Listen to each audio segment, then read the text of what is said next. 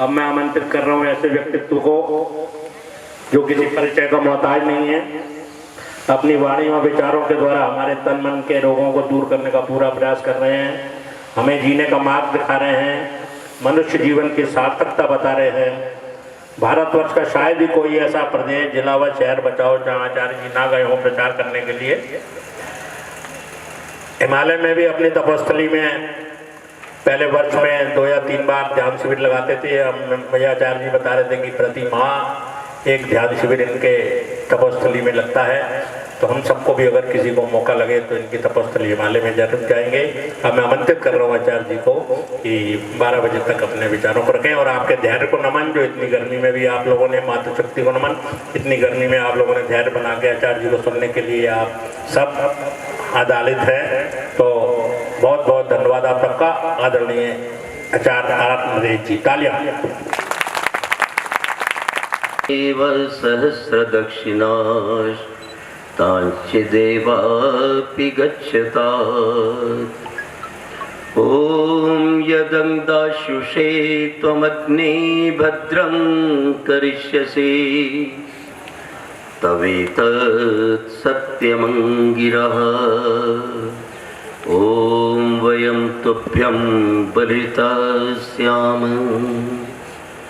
वयं तुभ्यं बलितास्याम, वयं तुभ्यं बलितास्याम।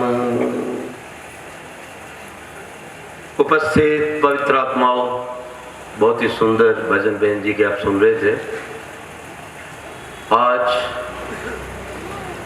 विश्व प्रसिद्ध चक्रवर्ती सम्राट, मर्यादाओं के धनी, वैदिक पुरुष श्री रामचंद्र महाराज का जन्मदिन है। उसके लिए मैं अपने हिमाचल की ओर से आप सबको बधाई देता हूँ। और उसके साथ साथ ही आज एक हमारी परंपरा है, कन्याओं को जिमाते हैं, कन्याओं का आदर करते हैं। और घर के बालक बालिकाओं के पैर धोते थे, अब तो मुझे पता नहीं क्या करते हैं। उनको खिलाते थे, पिलाते थे, हलवा पूरी दिया जाता था, कुछ दक्षिणा दी जाती थी। अब ये परंपरा कितनी बची है मुझे मालूम नहीं। मुझे तो इस सारे को छोड़े हुए 50 साल से ऊपर हो गए हैं, याद रखो। और ये इसलिए था कि हमारे मोहल्ले की मर्यादा बची रहे, हमारे जीवन में वो वैदिक गुण समाहित हो जो गुण श्री रामचंद्र के अंदर थे, जो गुण श्री लक्ष्मण यति के अंदर थे, कि बेटों को इस बात का एहसास करवाया जाता था कि ये मोहल्ले की लड़कियां तुम्हारी बहनें हैं। लेकिन तब बात बिगड़ती है जब एक ही मोहल्ले में लड़का लड़की एक दूसरे को लेके भागते हैं। और ये सारी बुराई घरों से शुरू होती है जब आप अपने बच्चों को शिक्षा नहीं देते। राम जन्म दिवस मनाने का अभिप्राय यही है कि उनके गुणों को आप धारण करें। राम कैसे थे, उनका पालन पोषण जिस माता से हुआ वो कैसी थी, विचार। उनके गुरु कैसे थे, उनका यश से प्रेम था या नहीं। क्या कोई माता आज के दिन अपने बच्चों को ही सिखा रही है? जन्मदिन किसी बालक के मनाने का भी अभिप्राय ये है कि उसको बताना कि तुम्हारा जन्म लेना इतना सार्थक हो जाए कि कल को आने वाले लोग इस घर के दर्शन करें कि अमुक बालक कहां पैदा हुआ था, हमें वो घर दिखा दो। ये है जन्म लेना। आज जहां महापुरुष पैदा हुए वहां उन स्थानों को देखने जाते हैं, और ये तभी संभव है जब आपकी ये माताएं सुधरे। जब बच्चों को पहला बिगाड़ने का काम इन मम्मियों का है। और डैडी बोल नहीं सकता, हाय डैड, मॉम, दोनों खत्म है। ये शुरुआत आपसे होती है, केक से नहीं, खीर से, लड्डू से, मोमबत्ती बजा के नहीं, दीपक जला के यज्ञ में रोज आहुति डालकर शुरू होती है। बच्चों को ये बताकर शुरू होती है कि आहार, निद्रा, ब्रह्मचर्य के पालन से आयु बढ़ती है। सात्विक आहार, आयुर्वेद के अनुसार समय पे आहार, ये नहीं रात के 11-12 बजे उल्लुओं की तरह घूम रहा और खा रहा है। फिर क्या बनेगा? आपके हाथ में क्या आएगा? कहां राम दिखाई देगा? सब रंगे और बिल्ले बन जाएंगे, दुराचारी। ध्यान रखो इस बात का। निद्रा, 6 घंटे की नींद, रात को 10 से लेकर सुबह 5 तक। ब्रह्मचर्य का पालन, दृष्टि पवित्र हो, घर में चित्र पवित्र हो, पुस्तक पवित्र हो, और वो पवित्र भावना से जिस भी कन्या को देखे अपनी बहन मानकर देखे। मैं 7वीं 8वीं में पढ़ता था, माताजी प्रति रविवार को आर्य समाज जाती थी, लेकिन समाज से हम आ रहे थे तो मेरी उंगली माताजी ने पकड़ रखी थी और क्या कह रही थी, बेटे ये सब लड़कियां आपकी बहन है। कोई माँ है ऐसा उपदेश देने वाली? आप राम का जन्म मनाना चाहते हैं? आप लक्ष्मण यति को याद करना चाहते हैं? जरा विचार करो। न हम जानमी कयूरे न हम जामी कुंडले नुपरे तो भी जानामी नित्यम पाद अभिवंदना। जब सीता को दुष्ट बहका करके चला गया और सीता ने गलती की कि लक्ष्मण रेखा पार कर दी, और उसको समझ में नहीं आया कि ये मरीच है या ये हिरण बोल रहा है। वो तो लिबादा ओढ़ा हुआ था, उसने खाल ओढ़ रखी थी और वो आवाजें निकालना चाहता था। बहुत से लोग हैं जो आज आवाजें निकाल देते दूसरों की। सीता ने कहा जाते क्यों नहीं हो, और फिर कुछ कठोर शब्द कह दिए। क्या मिला फिर? क्या मिला जरा सोचो। कितनी भयंकर आपत्तियों में सीता फंस गई, कहना ना मानकर। लेकिन जाते जाते उसने कुछ अपनी निशानियां छोड़ दी।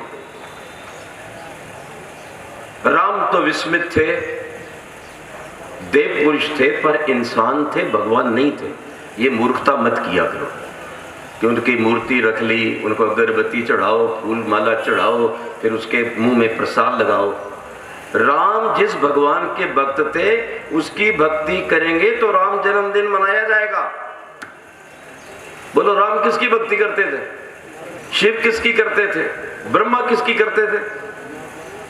ओम की भक्ति करते। हर राम के चित्र के ऊपर ओम का प्रकाश आ रहा है। बिना संध्या किए, बिना ओम का जप किए, यज्ञ किए भोजन ग्रहण नहीं करते थे। तो राम तो विस्मित थे, शोक में डूबे थे। सीता नहीं है। कुछ चलते हैं तो कुछ जेवर हाथ लगते हैं, तो वो लक्ष्मण को कहते हैं, लक्ष्मण यति जरा देखो। वो सब जेवर वापस कर देता है। मैं गले के जेवर, ये बाजू के जेवर, भैया क्षमा करना, मैं नहीं जानता। नूपुरे तो भी जाना मी नित्यम पाद अभिवंदना। मैं ये पैर के बिछुओं को जानता हूं क्योंकि मैं माता समझकर प्रतिदिन प्रणाम किया करता था, और यही शिक्षा कौशल्या माता ने दी थी जाते समय। ये शिक्षा आपके बच्चों को मिलनी चाहिए।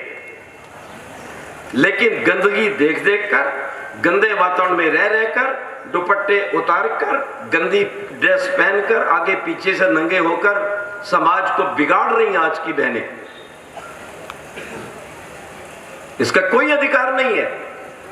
मैं बार बार आपको याद दिलवाता हूं, ऋषि वात्स्यायन को पढ़ लो। हजारों साल पहले लिख दिया उसने, जो नाभि को, छाती को नीचे कुछ दिखाती है वो वेश्या है, वो नारी नहीं है, वो काटने वाली है। अरी, अरी काटती है ना, अरी दोनों की संधि कर दो तो नारी बन जाता है। जो काटती नहीं, जोड़ती है।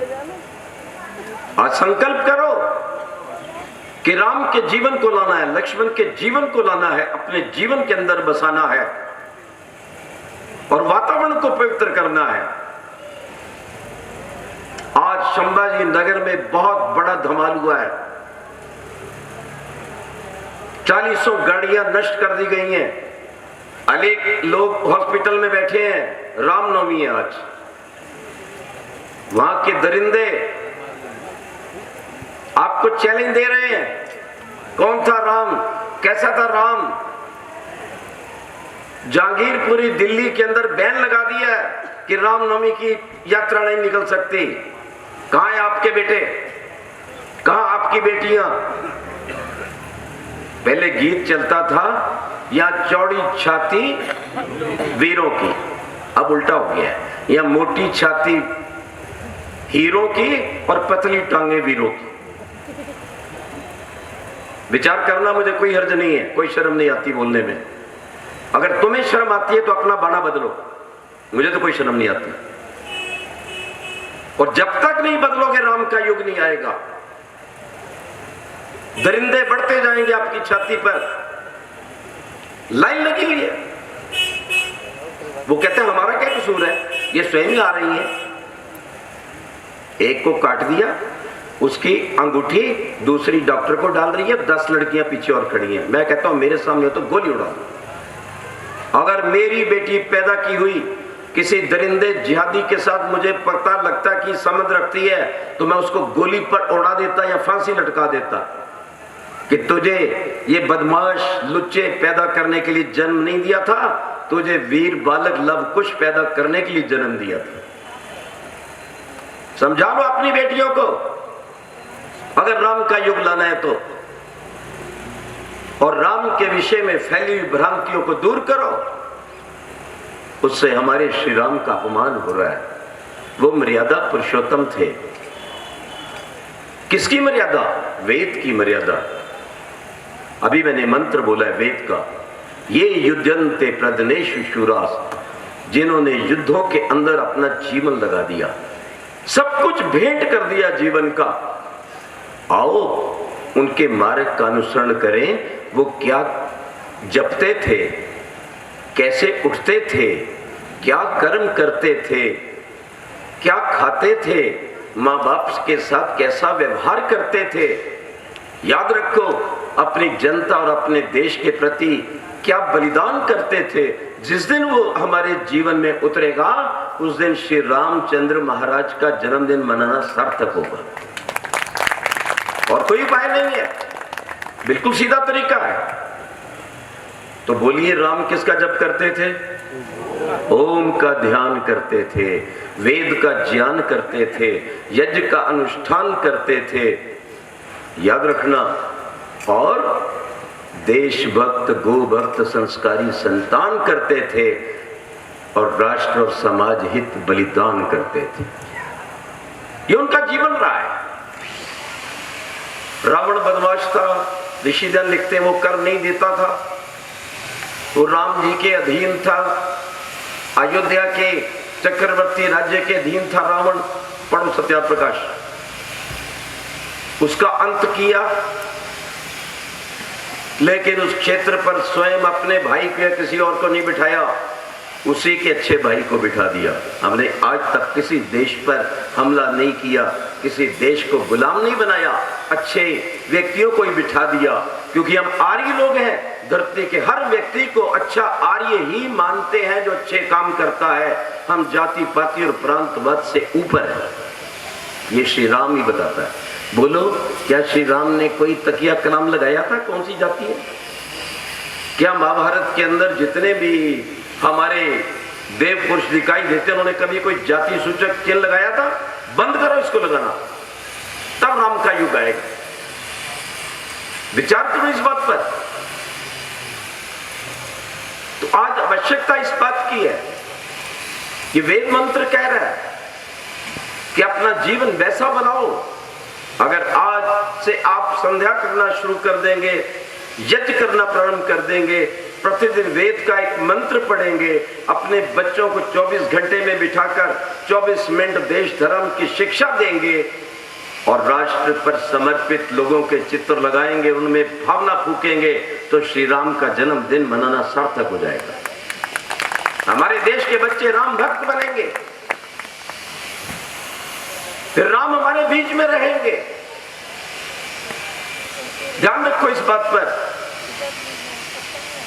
कुछ आक्षेप किए गए राम के ऊपर मुसल्लों के द्वारा, कम्युनिस्टों के द्वारा, दुष्ट कांग्रेसियों के द्वारा। ये इटालियन कहती है राम हुआ ही नहीं। वो जो राम ने अपने समय में समुद्र में पुल बनवाया था, नल और नील इंजीनियर थे, है ही नहीं, तोड़ दो। नासा कहता है आपको इनका मुकाबला करना पड़ेगा। ध्यान रखो इस बात पर। अभी एक पुस्तक पढ़ाई जा रही है दिल्ली में, बीए में, यूनिवर्सिटी के अंदर, 100 रामायणस। उसमें लिखा है रावण के डकार आया तो सीता निकली, और वो कंपल्सरी सब्जेक्ट है। भारत सरकार का दिल्ली में कंपल्सरी सब्जेक्ट है। तो ये ड्रामेबाज केजरीवाल तो नहीं हटाएगा, ये तो उनका पृष्ठपोषक है। पर आपको सावधान होना है। फिर लक्ष्मण और सीता का संबंध अच्छा नहीं था, क्या बकवासबाजी होती है।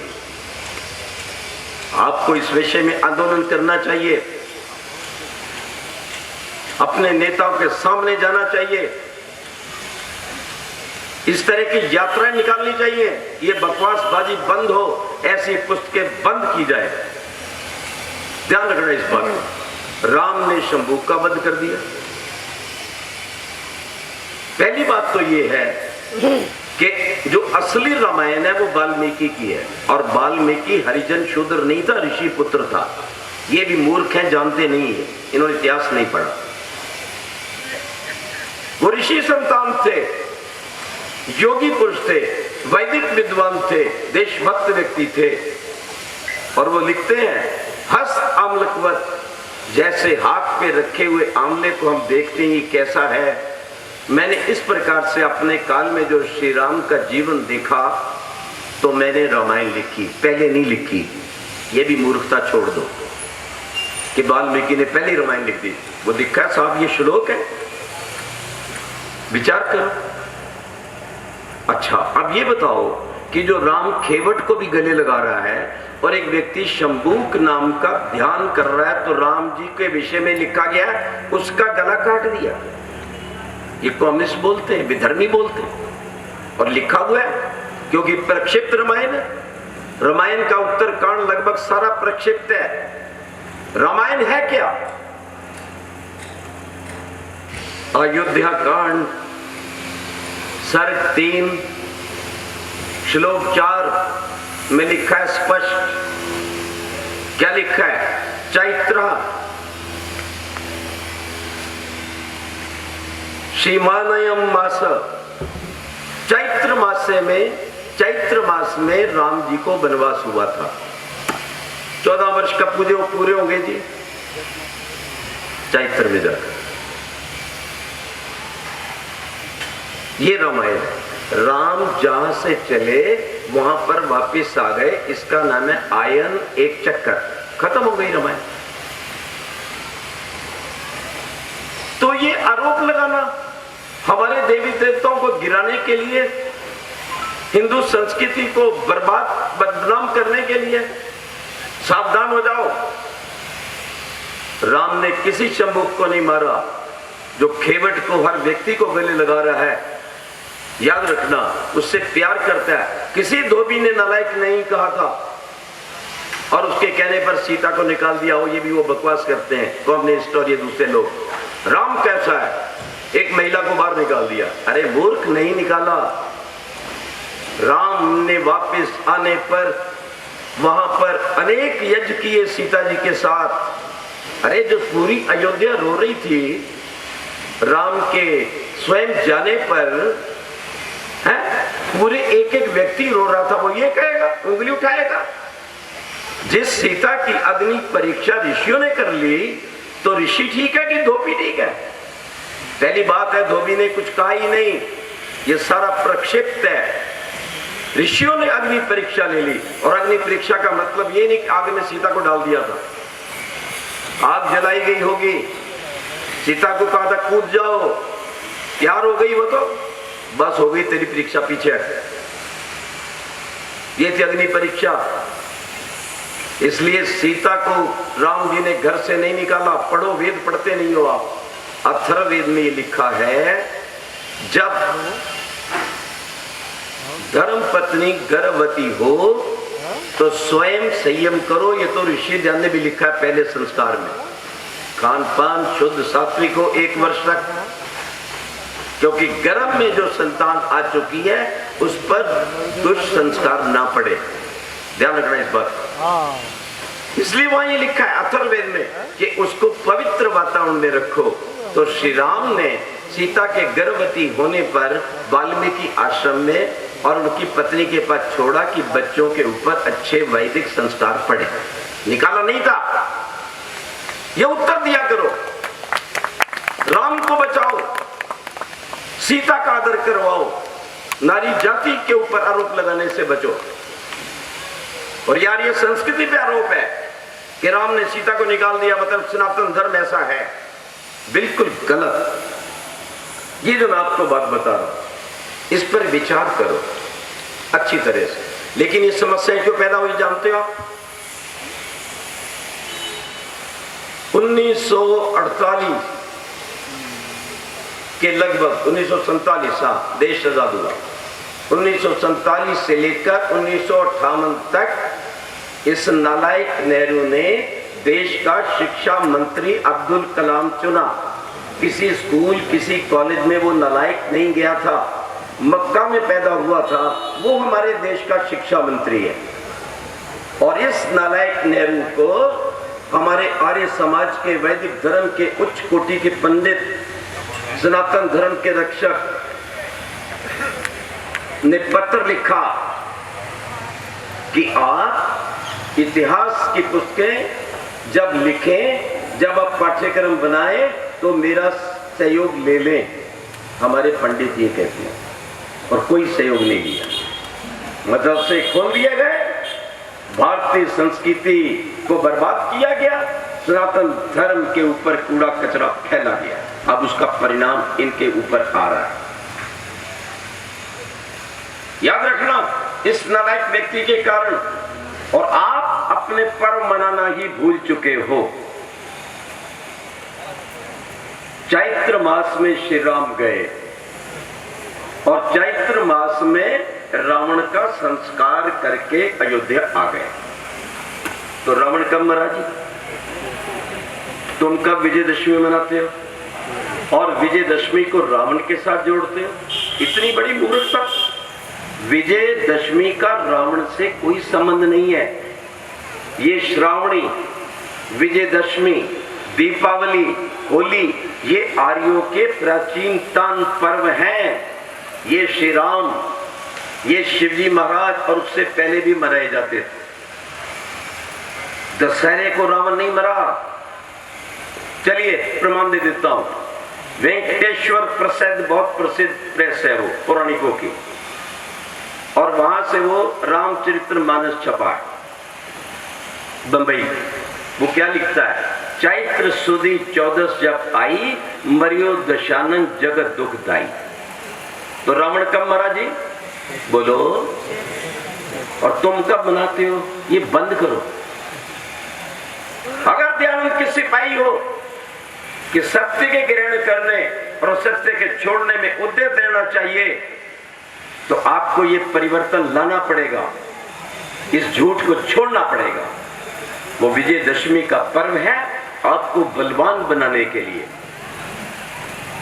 आपको दुर्गा बनाने के लिए, इस देश को दुर्ग बनाने के लिए, और पूरी भारत माता दुर्गा बन जाए और ब्राह्मण, क्षत्रिय, वैश्य, शूद्र ये चारों मिल जाए। इसलिए दुर्गा के 4 हाथ हैं, एक सिर, एक विचार रहे, 2 पैर रहे, शेर के समान आगे बढ़ने की शक्ति, निर्भीकता रहे। तो उस समय अस्त्र शस्त्र का अभ्यास किया जाता है। मांस, मदिरा, जुआ, शराब का नहीं। ये विजयदशमी है। दिवाली के दिन राम नहीं आए, इसको भी मनाना छोड़ो। राम वापस आए चैत्र को। भरत जी को वचन दे रखा है और भरत ने कसम खाई थी, अगर आप ठीक समय पर नहीं आओगे तो मैं आत्मदाह कर लूंगा। और हमारी संस्कृति देखो, को एक तरफ औरंगजेब भाइयों को मारता है, गले काटता है गद्दी के लिए, और एक तरफ हमारी सनातन संस्कृति के अंदर राम कहते हैं भैया भरत बैठो, लेकिन भरत 14 वर्ष तक गद्दी पे नहीं बैठता, राम की खड़ाओं को बिठाकर राज्य करता है और आने पर उनको ही सौंप देता है। ये भारतीय संस्कृति और इन तथाकथित आतंकवादी जिहादी मजहबों में अंतर है, समझो। और ये बात अपने बच्चों को बताया करें कि उनके दिल में अपने सनातन धर्म, अपने महापुरुष, अपने देवों के प्रति श्रद्धा पैदा हो और उसकी रक्षा के लिए वो तैयार रहे। ये अंतर है हमारी। ये तो घर की बहू को नहीं छोड़ते, वो रोती है। और तुम्हें क्या कहते हैं? मुस्लिम हिंदू भाई भाई, मुस्लिम हिंदू भाईचारा मतलब समझते हो? तुम उनके चारे और तो वो तुम्हारे खाने वाले। और ये बहनें भागती हैं, अरे जो अपनी बहन को नहीं छोड़ता वो तुम्हें कैसे छोड़ देगा? वो तो साल भर बकरी पालता है, फिर बकरी काट लेता है। अब एक लड़की मिली मुझे जोधपुर में, एक योग का वो लगा हुआ था शिविर। मैंने कहा बेटी मुसलमानों के चक्कर में मत रहना। कहती क्यों? लंबी ऊंची, 30 साल के लगभग आयु। मैं कहा इसको भी समझाना पड़ेगा। मैंने कहा वो 1 साल तक बकरी पालता है, फिर काट देता है और खा लेता है, और उसका छोटा बच्चा कटे हुए सिर पे जाके कुछ देना चाहता है, उसको पता ही नहीं कि ये बेचारी मर चुकी है। ये इतने दयालु हैं, ये इतने प्यार करने वाले हैं, फिर भी तुम मूर्ख बनी हुई हो। विचार करो इस बात पर। इसलिए अपने बच्चों को अपनी वैदिक राम की संस्कृति को बताओ और समझाओ हम क्या हैं और क्या चाहते हैं देश के अंदर। हर मां बहन की रक्षा हो। ध्यान रखो, सीता माता अशोक वाटिका में हमारे यहाँ मूर्ति कला बहुत पुरानी है। श्री राम का काल लगभग 10-11 लाख साल पुराना है। महाभारत का काल आज से लगभग 5300-400 वर्ष पुराना है। इनको कुछ नहीं पता, ये जो बोलते रहते टीवी पे इधर उधर, ये तो सब धर्म बराबर है। इन मूर्खों को पता नहीं कि धर्म एक ही है, अनेक धर्म नहीं होते। इस धरती पर केवल एक धर्म सनातन धर्म है, बाकी सब मजहब है। धर्म वो होता है जो ईश्वर से चलता है, मजहब वो होते हैं जो इंसानों से चलते हैं। इस बात को याद रखें। जिस ईश्वर ने सूर्य, चंद्रमा, तारागण, पृथ्वी, समुद्र, वर्षा, वायु, फल फूल बनाया, किसके लिए बनाया? भारत के लिए नहीं, पूरे संसार के लिए। मतलब भगवान जो कुछ देता है वो सबके लिए देता है। तो इसलिए भगवान ने जो वेद का ज्ञान दिया वो भी सबके लिए दिया, केवल हमारे लिए नहीं दिया। वो विश्व धर्म है, वो मानव धर्म है। और जिस दिन वो राम का विश्व धर्म धरती पर उतरेगा, उस दिन विश्व में शांति होगी और कोई उपाय नहीं। ये राम को याद करना तो ये करो। बाबा गांधी कहता था राम राज्य आ जाए, और कितने पानी में था बता दूं? मैं साउथ अफ्रीका गया, ये नौकरी किया करते थे बाबा, ये महात्मा गांधी जी नौकरी करते थे अंग्रेजों की। एक दिन अंग्रेजों ने कोई मीटिंग रखी, कोई कार्यक्रम रखा, तो इसको बोला तुम भी बोलो। इसने मुसलमानों पे कुछ बोल दिया गलत। उसी रात 4-5 मुसलमान इसके कमरे में पहुंच गए, पीट पीट कर बिस्तर से नीचे गिरा दिया। ये सब कुछ आपको नेट पे मिल जाएगा, मेरी तो पोस्ट है बनी, मैं तो डालता। और कहा सुन ले गांधी, अगर दोबारा तूने मुसलमानों के ऊपर कुछ बोला तो गर्दन अलग कर देंगे। वो दिन था और मरने का दिन था, गांधी ने कभी मुसलमानों पे कुछ नहीं बोला। ये ड्रामा तो करता था मंच पे आकर, अगर टुकड़े होंगे देश के तो मेरी छाती पर होंगे। और हरिजन पत्रिका में क्या लिखता था? अपने घर के कुछ लोग अगर अलग रहना चाहें तो हमें क्या आपत्ति है। ये है उसकी नियत। इतना डरपोक था। अगर तुम किसी दरिंदे जिहादी के हाथ में मर जाते हो तो अपना सौभाग्य समझो क्यों जी? तैयार हो? राम दुष्टों को मारना सिखाता या पालना? रावण कोई मुसलमान नहीं था, तब मोहम्मद से पहले दुनिया में कोई मुसलमान नहीं था, तो फिर सारे आवारा घूमते थे, बेकार थे, बिना ईश्वर की इबादत के नालायक थे। ईसा मसीह इनसे पहले, अरे वो सारे विश्व में वैदिक धर्म का झंडा घूमता था। हमारा साम्राज्य था, एक ओम की पताका थी, एक वेद का संविधान था, एक संस्कृत भाषा थी, एक यज्ञ के द्वारा कल्याण था और सारा पर्यावरण शुद्ध था, कोई जाति पाति प्रांतवाद नहीं था। हम वो युग चाहते हैं ऋषि जन, वो आपसे मांग करते हैं, ऐसे युग को वैदिक युग बनाओ। वेद में कहीं मुसलमान, कहीं हिंदू, कहीं ईसाई, किसी का नाम नहीं है। धरती पर किसी का नाम नहीं लिखा। लिखा है क्या? चंद्रमा पे लिखा है? नहीं, क्योंकि वो सबके लिए है। तो बाबा गांधी कुछ नहीं जानता था इस विषय। मैं क्या बताऊं उसकी स्टोरी, तो आप वो पुस्तक पढ़ लेना।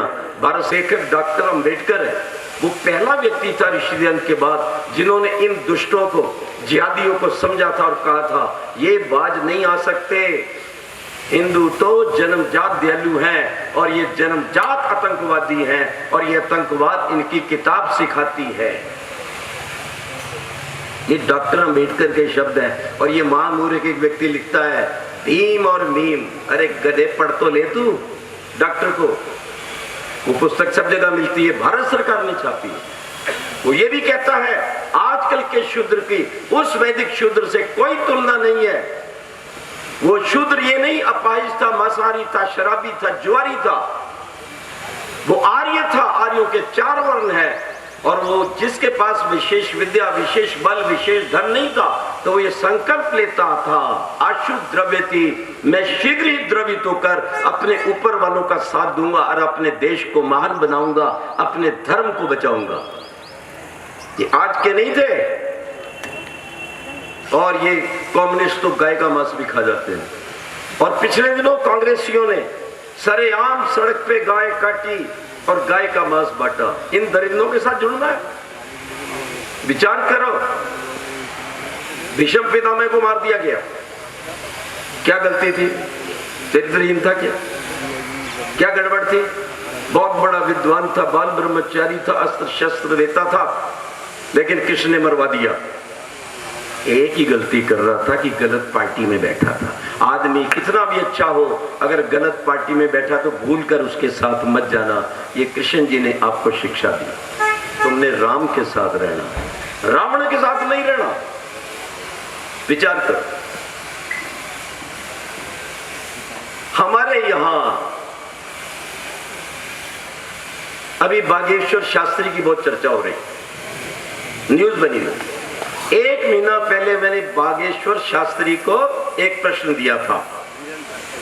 धीरेन्द्र, हाँ, बागेश्वर के शास्त्री धीरेन्द्र जी को मैंने एक चैलेंज दिया था कि जब हनुमान जी की माता अंजना है, पिता पवन है और किष्किंधा कांड के सर्ग 2 और श्लोक 21 में साफ उसको मनुष्य कहा गया है सुग्रीव जी के द्वारा, तू मुझे ये बता कि उस देव पवन और देवी अंजना की संतान ये बंदर कैसे हो गई? कौन सा इंजेक्शन लगवाया था? इसका उत्तर दे दे। बाकी कागज खोल ना खोल, पर ये कागज जरूर खोल ले अगर बागेश्वर धाम को बुलाना है तो। ये लोगों से प्रश्न करो और किष्किंधा कांड इनको पढ़ाओ।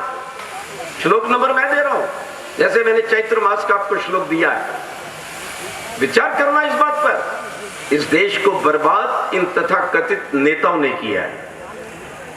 ऋषि ध्यान को अगर आप मान लेते और सच्चाई को आप जान लेते तो इन पखंडों में आप कभी नहीं फंसते। तो श्री राम का जीवन एक आदर्श जीवन है। वो एक आदर्श पुत्र है, वो एक आदर्श भाई है, ध्यान रखो, आदर्श मित्र है, आदर्श पति है, एक आदर्श सम्राट है। वो आदर्श हमारे भीतर हो, वो आदर्श हमारे नेताओं के भीतर, तब रामनवमी मनाई जा सकती है।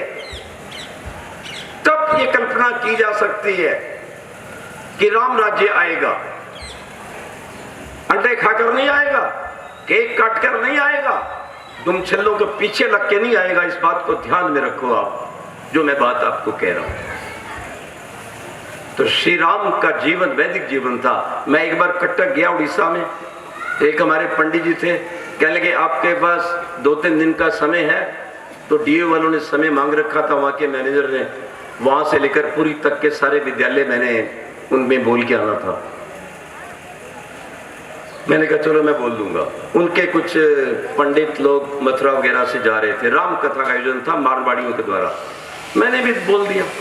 अब मेरा समय पहले था, जब 9:45-10 बजते तो मैं उठ जाता, तो मेरी वो पीछे से पकड़ता, महाराज बैठ जाओ। मैं क्या सुबह फिर मुझे 4 बजे उठना होता है, आपका तो पता नहीं कब तक बोलोगे, 11 बजे या 12 बजाओगे, मेरी तो अपनी दिनचर्या निश्चित। मैं बोल के जाता, पैर बचाने मुश्किल होते थे।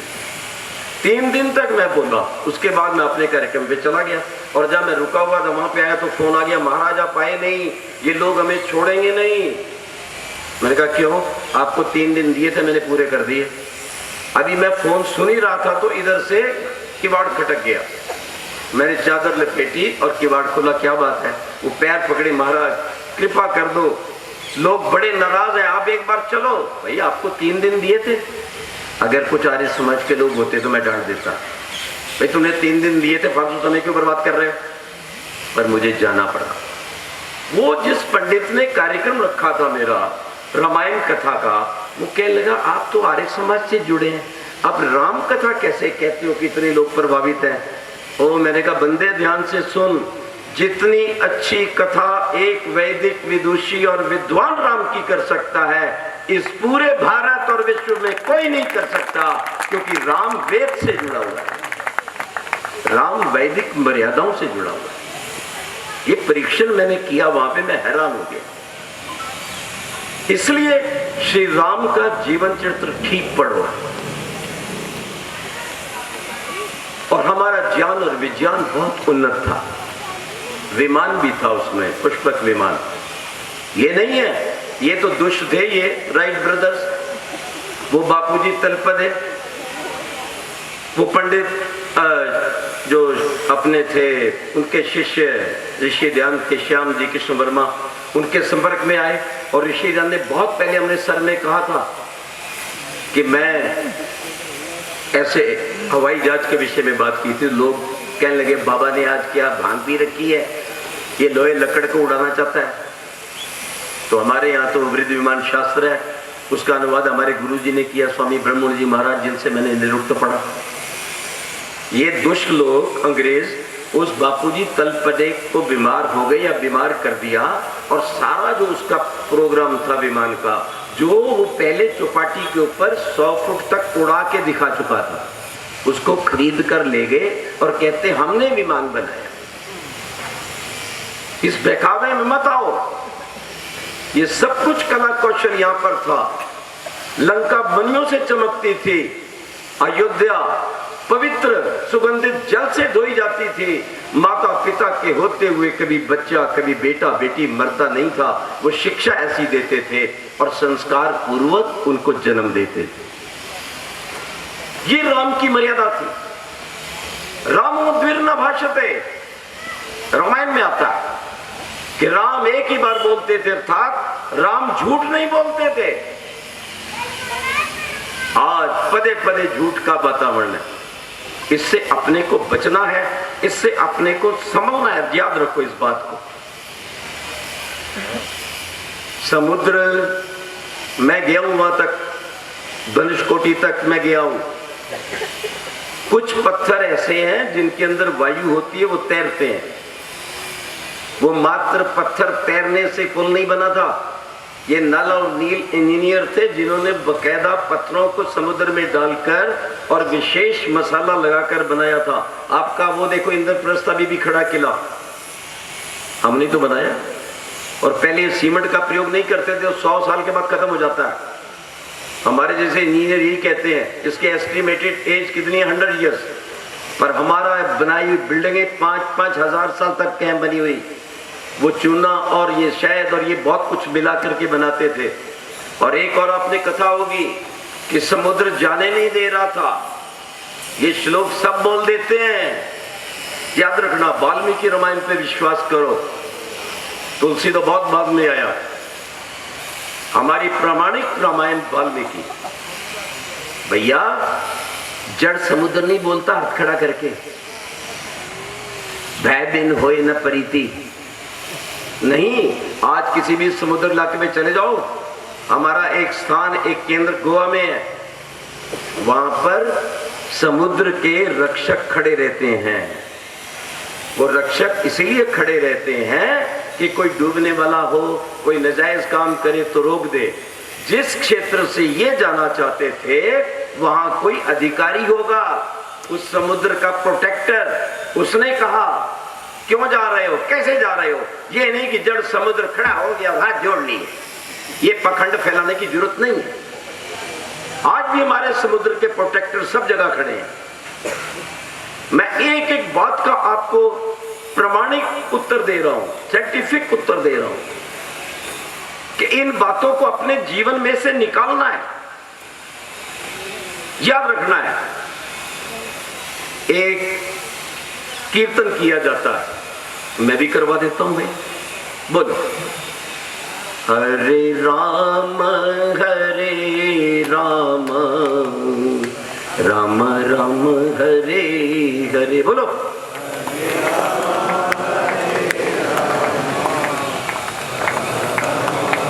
डर रहे हो आप बोलने में, मैं मना नहीं कर रहा। एक बार फिर बोलो ऊंचा, तो लोगों को पता लगेगा। हरे राम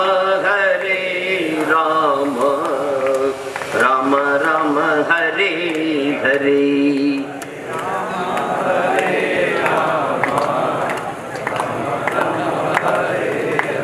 राम क्या कहता है ये? हरे राम, राम हरि के भगत थे। अक्ल से काम लो।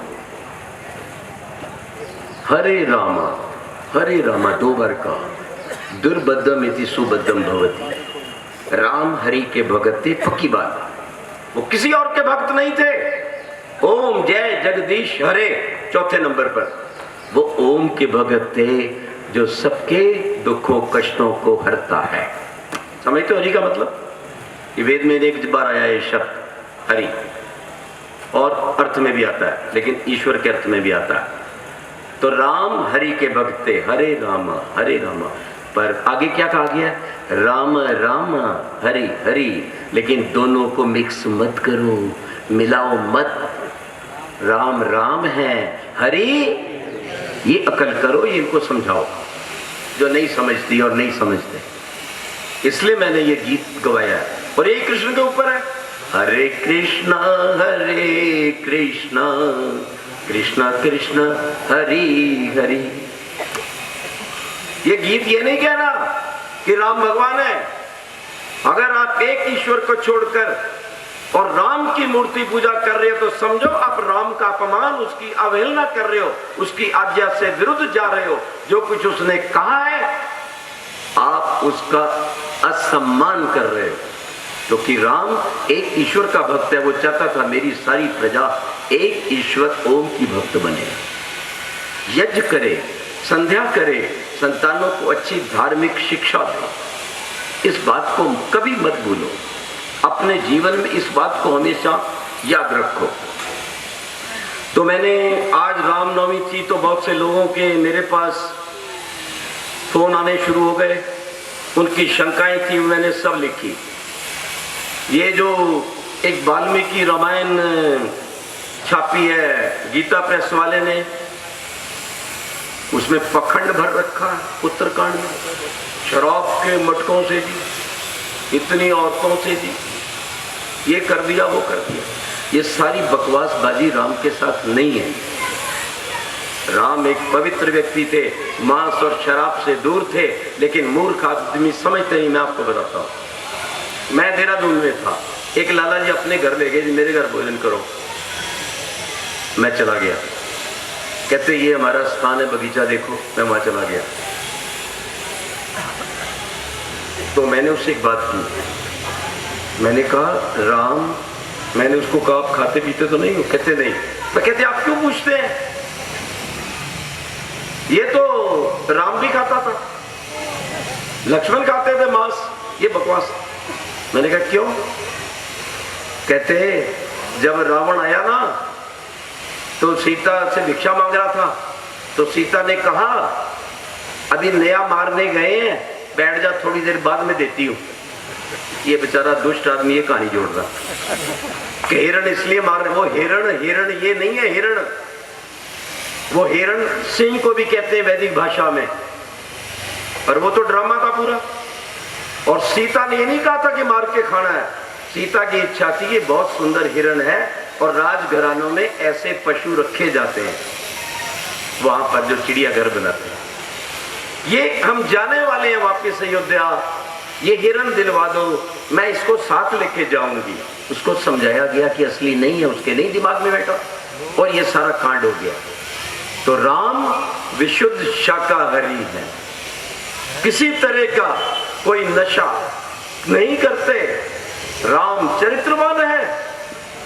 सीता चली गई थी, क्यों? राजपुत्र था, दूसरा विवाह नहीं कर सकता था, विचार कर।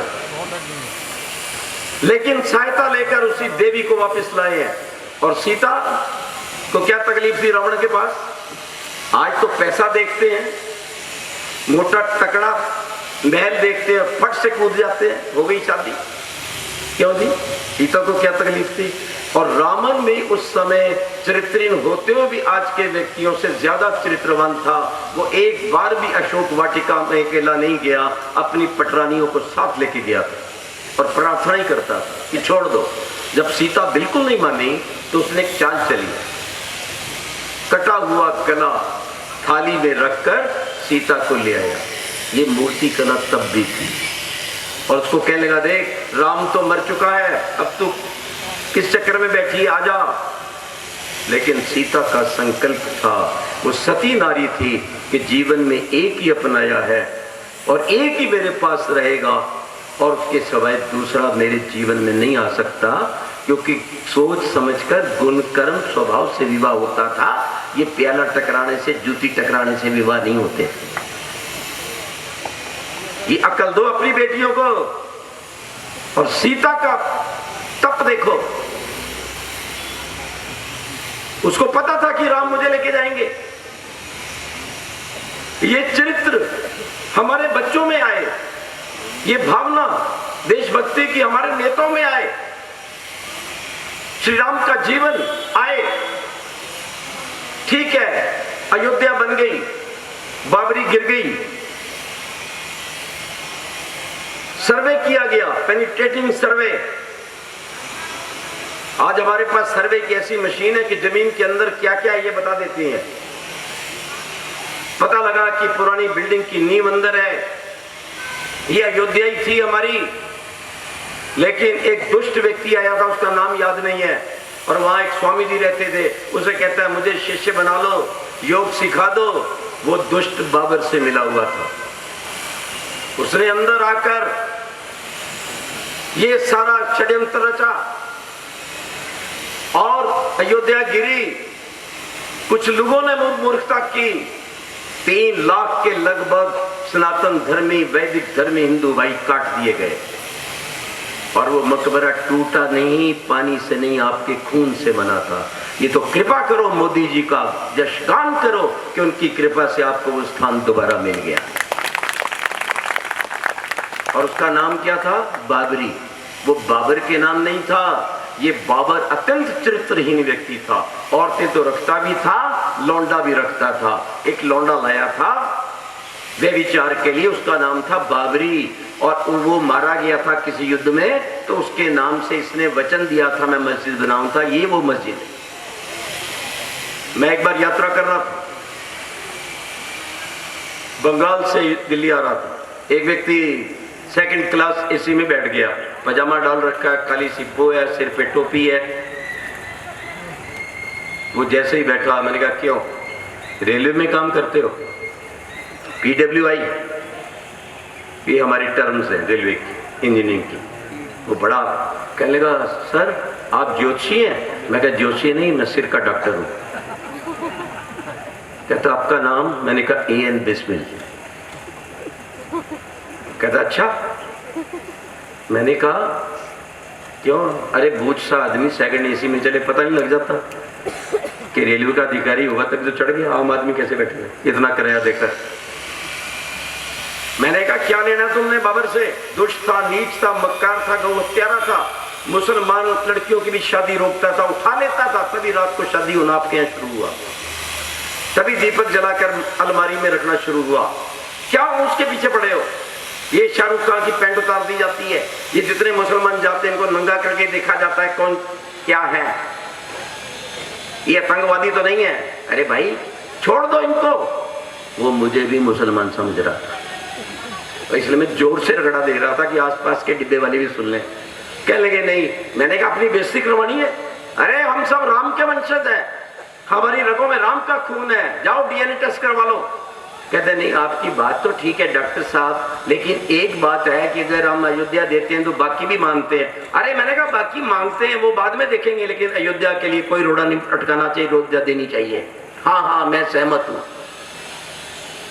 याद रखो इस बात को कि अपने धर्म की रक्षा करो। अभी तो मथुरा भी हमारे पास आना है और ये कमी भी हमने ही की है, इसलिए अपनी शक्ति को बढ़ाओ, धनुष की टंकार लगाओ। याद रखो रावणों को पास मत आने दो। आज के नीच रावण जो आपकी बहू बेटी का बेटियों का अपहरण करते हैं, उनको पास मत आने दो, उनकी लंका को जलाओ। अपने बेटा और बेटी को इतना बलवान, इतना चरित्रवान करो कि आने वाले समाज के अंदर राम राज्य आए। याद रखो और हम कह सके कि हाँ हम राम राज्य में जी रहे हैं, वो आपके ऊपर निर्भर है।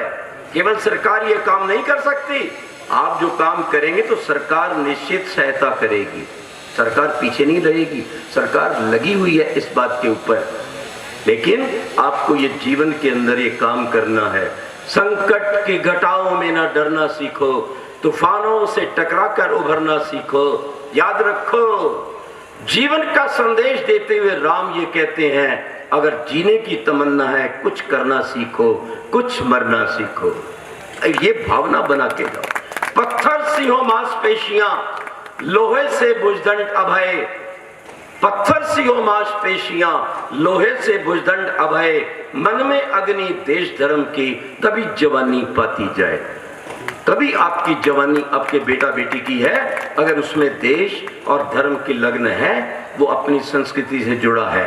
आप ये बताइए कितने माता पिता अपने बेटा बेटी को तैयार करेंगे? जरा हाथ खड़ा करो कि राम के उन 5 नियमों पे चलेंगे, बाकी नहीं चलेंगे। ये माता ही नहीं चलेंगी। कपड़े ठीक करवा दो, खाना पीना ठीक करवा दो, इनकी दिनचर्या छोटे बच्चे की टांग दो वहां पर, ताकि अपने जीवन के अंदर ये श्रेष्ठ बन सके, आपका नाम अमर हो सके। आप सबको पुनः इस पावन अवसर की श्री राम की ये बधाई, और उनका जीवन अगर हमारे जीवन में आएगा तो सच्चे अर्थ में रामनवमी मनाई जाएगी। ओम शांति शांति शांति। जो लोग पहले रह गए थे, जिनको वो पर्चा नहीं मिला, जिहादी और आतंकवादी कैसे खत्म हो, मैं लेके आया हूँ। जिन्होंने सो छापना है शांति पाठ के बाद ले लें।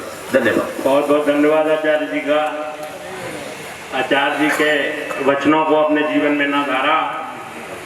अब भी अगर हम ना सुधरे तो कल सन्नाटा छाएगा, आग लगेगी हर बस्ती में, याद दयानंद आएगा। किन शब्दों में हम आचार्य जी का शुक्रिया अदा करें, धन्यवाद करें, आभार व्यक्त करें? हमारे शब्द छोटे पड़ जाते हैं।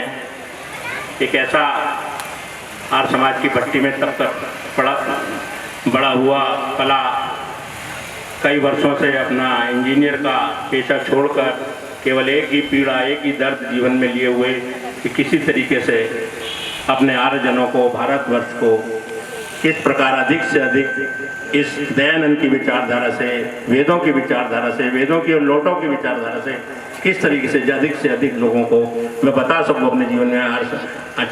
आर्य नरेश जी ने यही अपने जीवन में धारण किया हुआ। एक बार तालियां जोड़ें। आपके धैर्य को प्रणाम, आप काफ़ी देर से आप बैठे हैं, तो बस मैं 2 मिनट में धन्यवाद दूंगा। उसके बाद मंत्री जी कुछ संदेश देंगे और फिर उसके बाद शांति पाठ, उसके बाद भोजन आपका इंतजार कर रहा है। पहले महिलाएं बच्चे करेंगी, उसके बाद पुरुष करेंगे। बहुत बहुत आभार आचार्य जी का। बेटी श्रुति शास्त्री, क्या कहें, शब्द ही नहीं है। और अभी मैं गया था वहाँ तक तो कई लोगों ने मुझसे कहा कि बिटिया ने आखिरी भजन में मिलन 2 दिन का हमारा तुम्हारा में रुला दिया। मैंने देखा कई लोग रो रहे थे, तो कितनी आत्मीयता 2 दिन में ही उत्पन्न कर दी, अपनापन। ऐसा लगने लगा कि हमारी अपनी बेटी यहाँ मंच पे बैठी है। तो बहुत बहुत धन्यवाद बेटी का। श्रुति शास्त्री के लिए तालियां। हमने ये कार्यक्रम रखा तो लोगों ने कहा कि अष्टमी नवमी है, कोई नहीं आएगा, कार्यक्रम फेल हो जाएगा। पर मैं प्रणाम करता हूँ मातृशक्ति को, बद्ध पुरुषों को, कि हमारा कार्यक्रम लगभग पूरा सफल रहा, पिछले कार्यक्रमों की तरह। एक बार अपने लिए भी तालियां। मैं धन्यवाद देता हूँ भाई ऋषि गुप्ता का और ऋषि मोहन ठाकुर का, जिन्होंने 2 दिन के लंगर का हम लोगों का बहुत बड़ा हमारा एक दायित्व अपने ऊपर लिया। उनके लिए भी एक बार तालियां। राहुल व अनुभव ने भी 1 दिन के नाश्ते का कार्यक्रम किया, उनके लिए भी तालियां। उन सबका भी धन्यवाद जिन्होंने हमें अपनी पवित्र कमाई से अपना कुछ अंश यार समाज को दान दिया, जिससे कि हम इस प्रकार के वातावरण को जो देश का वातावरण है प्रदूषित हो रहा है, उसको शुद्ध करने के लिए कुछ इस तरह के कार्यक्रम कर सकें। तो जिन्होंने अपना दान दिया उन सबका भी बहुत बहुत धन्यवाद। आप सबका धन्यवाद, अगर आप ना होते तो हम कैसे सुनाते।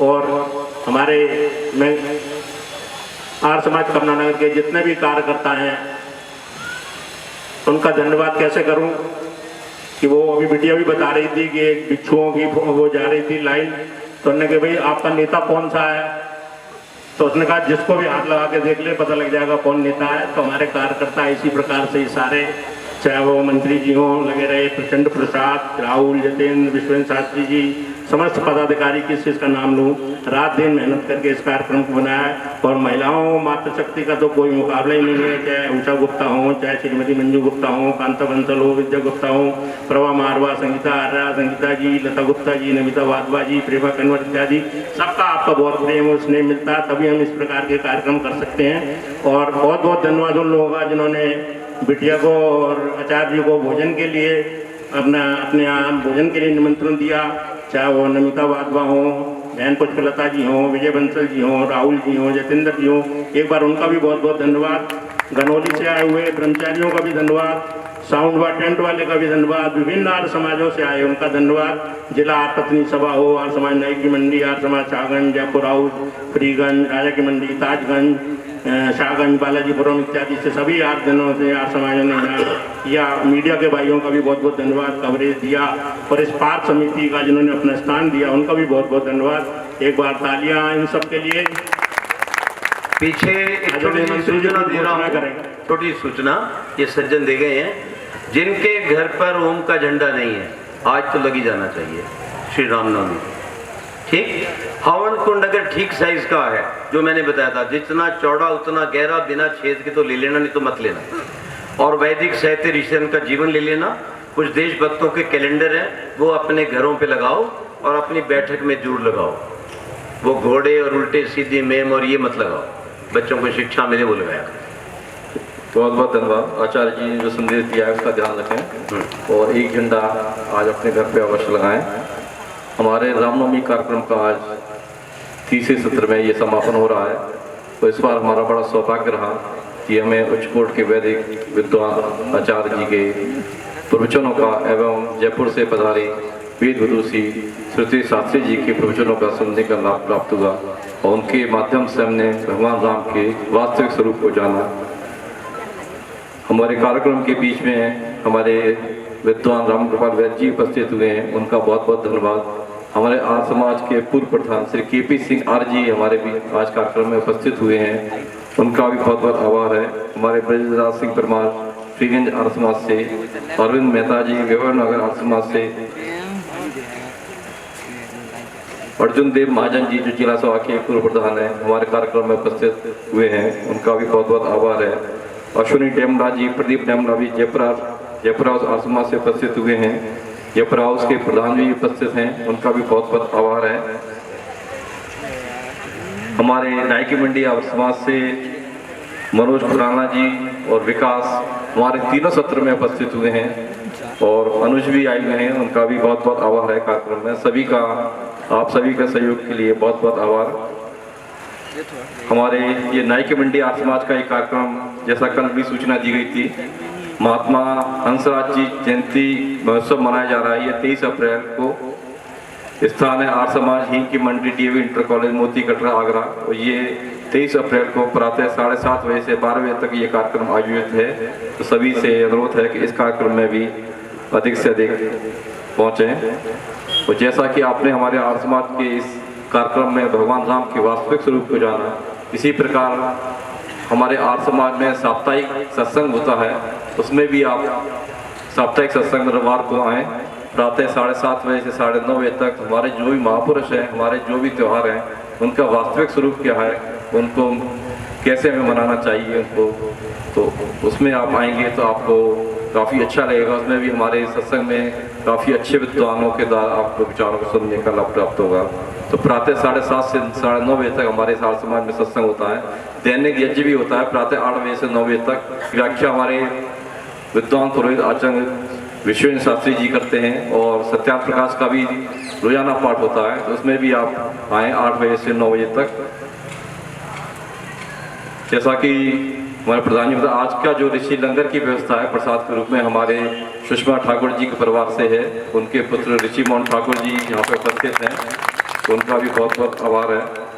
हमारे किताबों की स्टॉल लगी हुई है, इसमें बहुत ही सुंदर साहित्य, वैदिक साहित्य है। तो जो लोग भी वैदिक साहित्य लेना चाहें, हर तरह का वैदिक साहित्य है, तो उसको ले सकते हैं। हमारे शांति पाठ से पहले अपना स्थान ना छोड़ें। और जो भोजन है वो भी शांति पाठ के बाद ही शुरू हो, हाँ, इससे पूर्व ये नहीं हो। बाकी वस्त्र की भी व्यवस्था, जो कुर्ता वगैरह जो है वैदिक अपनी भारतीय संस्कृति के अनुसार, वो भी स्टॉल लगी हुई है, वो भी जो लेना चाहें ले सकते हैं। अब शांति पाठ आचार्य। तो पहले मैं आपको भोजन का मंत्र बुलवा दूँ, आपने भोजन करना है। ओम अन्नपते अन्नस्य नो देहि अनमिवस्य सुष्मिनः प्रप्रदातारं तारिशूर्जन्नो देहि। ओम देहु शान्तिरन्तरिक्षं शान्ति पृथिवी शान्तिराप शान्तिरौषधयः शान्ति वनस्पतयः शान्तिर्विश्वे देवाः शान्तिर्ब्रह्म शान्ति सर्वं शान्ति शान्तिरेव शान्ति सामा शान्तिरेधि। ओम शान्ति शान्ति शान्ति। राम चाय नहीं पीता था, चाय में डूब के मत मरा करो। ये अंग्रेजों की गुलामी है जो चाय पीती हैं, और सबसे ज़्यादा हानि इन माताओं बहनों को होती है, ये वायु रोग से मरती हैं। फिर हमारे पास आती हैं, किसी को एसिडिटी, किसी को अल्सर। दूध वाली आवाज में बोलो, सच्चिदानंद ओम भगवान की, सत्य सनातन वैदिक धर्म की, वेद विज्ञान प्रकाशक अग्नि वैदिक तंग्रा ब्रह्मादि ऋषियों की, महातपस्वी महाविज्ञानिक उमापति भोले शंकर महाराज की। लोग पूछते हैं शिव जी की जय बोलते हो? मैंने कहा पूना प्रवचन जाके पढ़ो ऋषिदान का, क्या लिखा है शिवाजी के विषय में। कैलाश से लेकर काशी तक का राज्य, ध्यान रखो। मृदा पुरुषोत्तम सियापति रामचंद्र महाराज की, रुक्मणीपति योगेश्वर कृष्णचंद्र महाराज की। आज से 500 साल पहले आपके इधर वृंदावन में कोई राधा नहीं थी, ये पैदा की गई है। कृष्ण की श्रीमती एक है रुक्मणी, महाभारत पढ़ लो जाकर। और जब रात को जाने लगते हैं महल में, तो माता पिता से आज्ञा मांगते हैं कि अब मैं चला जाऊं अपने महल में। रुक्मणी के लिए राधा का नामो निशान नहीं है महाभारत में, ध्यान रखो इस बात को। और फिर कहते हैं राधे श्री राधे श्री राधे।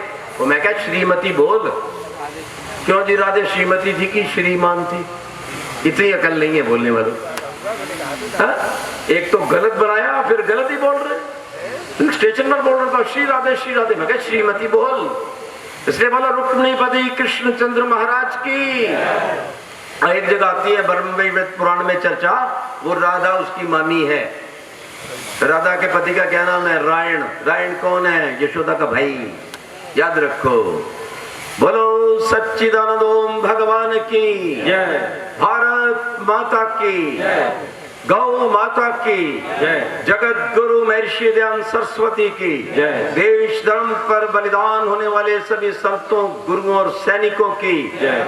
आर्य समाज अमर रहे, वेद की ज्योति जलती रहे, ओम का झंडा ऊंचा रहे, हम बदलेंगे, जग बदलेगा, हम सुधरेंगे, जग सुधरेगा, वैदिक परिवार बनाएंगे, धरती को स्वर्ग बनाएंगे, राम की मर्यादा अपनाएंगे, धरती को स्वर्ग बनाएंगे। हृदयवासी ओम को ध्याओ, जड़ पूजा को ऊंचा बोलो। जीवित माँ बाप सास ससुर की सेवा अपनाओ, मृतक श्राद्ध को दूर हटाओ। हाँ, बलि से पशु यदि स्वर्ग को जाए तो पहले पंडे और मौलवी की बलि चढ़ाओ, जा मिल जाए, छोड़ो मत। याद रखो, स्वदेशी गौ माता का दूध पिए। ये जितनी विदेशी गौओं का दूध पी रहे हैं कैंसर का कारण आपको नहीं छोड़ेगी, कैंसर बहुत तेजी से बढ़ा है। भैंस का पी लो, विदेशी अंग्रेजों की बनाई गोरी गाय से स्वदेश की काली भैंस बहुत अच्छी है। जब तक वो पीते थे कैंसर नहीं था। आज ही सुधार कर लो, अमूल वाले को पकड़ लो, नहीं तो A2 आ रहा है उसका, गाय का भी भैंस का भी, उसको बोलो लेके आ, हमें चाहिए। याद रखो, इसलिए स्वदेशी गौ माता का पालन करें, स्वदेशी गौ माता का दूध पिए और सब रोगों से बचें। वैदिक ध्वनि